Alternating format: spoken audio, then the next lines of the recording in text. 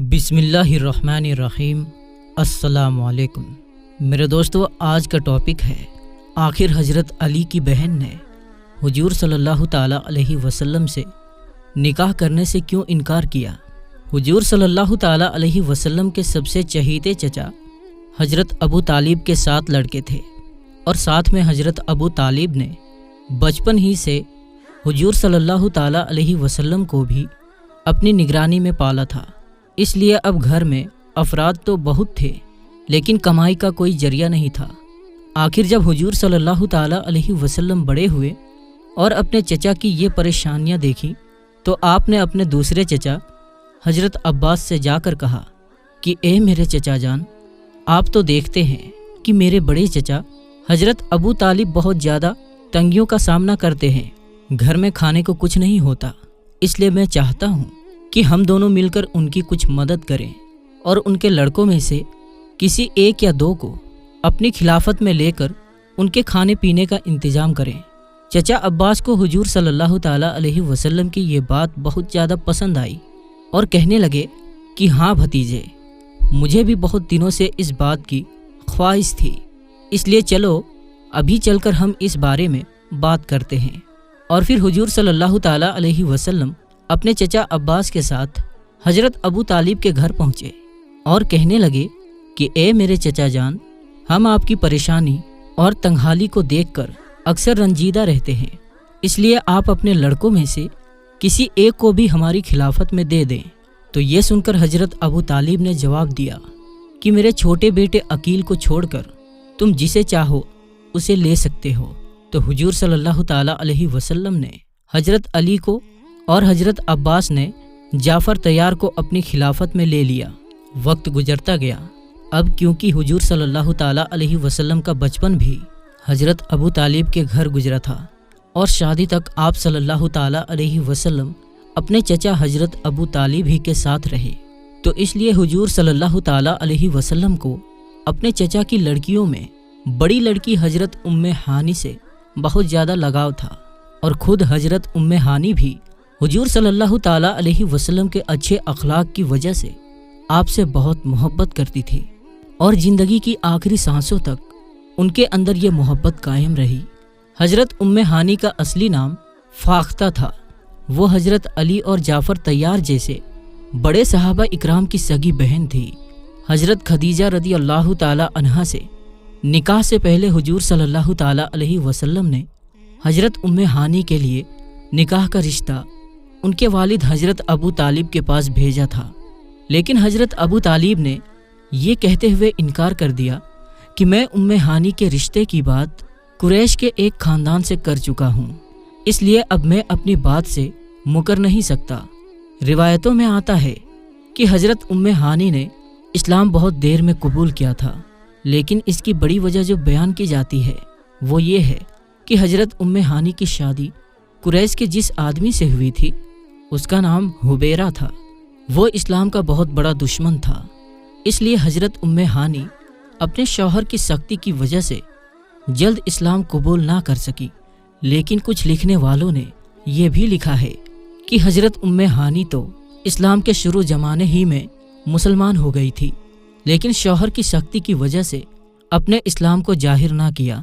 اور آخر جب فتح مکہ ہوا اور حضور صلی اللہ تعالیٰ علیہ وسلم صحابہ اکرام کے ایک بڑے لشکر کے ساتھ مکہ میں بادشاہوں کی طرح داخل ہوئے،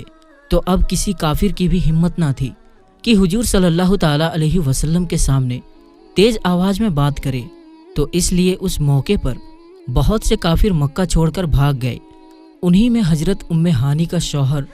حبیرہ بھی تھا۔ فتح مکہ کے بعد کسی مشرک اور کافر سے نکاح حرام کر دیا گیا، اس لیے حضرت ام ہانی نے اپنے شوہر کو چھوڑ دیا اور مدینہ آ کر ایک بیوہ عورت کی طرح زندگی گزارنے لگی۔ کافر شوہر سے چھٹکارے کے بعد حضرت ام ہانی نے اپنے اسلام کا کھلے طور پر اعلان کر دیا۔ فتح مکہ والے دن حضور صلی اللہ تعالیٰ علیہ وسلم حضرت ام ہانی ہی کے گھر رکے تھے، اور آپ نے وہاں غسل فرما کر 8 رکعت چاشت کی نماز پڑھی۔ صحیح روایتوں سے ثابت ہے کہ حضور صلی اللہ تعالیٰ علیہ وسلم کو جس رات معراج پر بلایا گیا، تو اس رات آپ صلی اللہ تعالیٰ علیہ وسلم حضرت ہانی ہی کے گھر میں سوئے ہوئے تھے۔ حضرت خدیجہ رضی اللہ تعالی عنہا کی جب وفات ہوئی تو اس وقت حضور صلی اللہ تعالی علیہ وسلم کی سب سے چھوٹی بیٹی حضرت فاطمہ گود میں تھی، اس لیے حضور صلی اللہ تعالی علیہ وسلم کی چچا جات بہن حضرت ہانی ہی نے حضرت فاطمہ کی ایک لمبے زمانے تک تربیت و دیکھ بھال کی۔ اس لیے حضرت فاطمہ رضی اللہ تعالی عنہا بھی حضرت ہانی سے دل و جان سے محبت کیا کرتی تھی۔ روایتوں میں آتا ہے کہ حضرت ہانی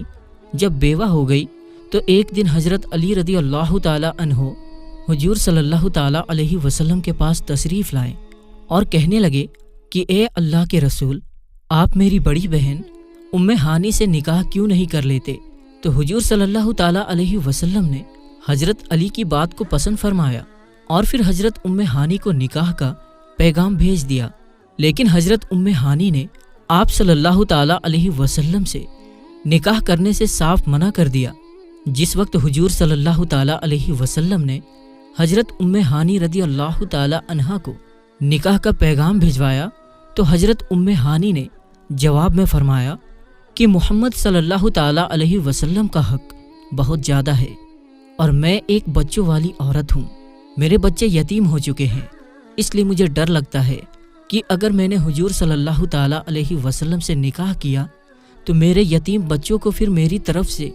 وہ حق نہیں مل پائے گا جو ایک ماں کی ذمہ داری ہوا کرتی ہے، اور اگر حضور صلی اللہ تعالی علیہ وسلم سے شادی کے بعد میں اپنے بچوں کا حق ادا کرنے میں لگ گئی تو مجھ سے حضور صلی اللہ تعالی علیہ وسلم کا حق ٹھیک سے ادا نہیں ہو پائے گا، جو کہ میرے لیے محرومی کا سبب بن سکتی ہے۔ تو جب حضور صلی اللہ تعالی علیہ وسلم کو حضرت ہانی کے اس جواب کی خبر ہوئی تو آپ فرمانے لگے کہ قریش کی عورتیں بہت بہادر اور سمجھدار ہوا کرتی ہیں، کیونکہ قریش کی عورتیں اپنے شوہر کی خدمت بھی بہتر طریقے سے انجام دیتی ہیں اور اپنے بچوں کی پرورش بھی بہت اچھے طریقے سے کرتی ہیں۔ اور پھر اس کے بعد حضرت ہانی ساری عمر ایک بیوہ عورت ہی کی زندگی گزارتی رہی۔ حضرت ہانی کی عمر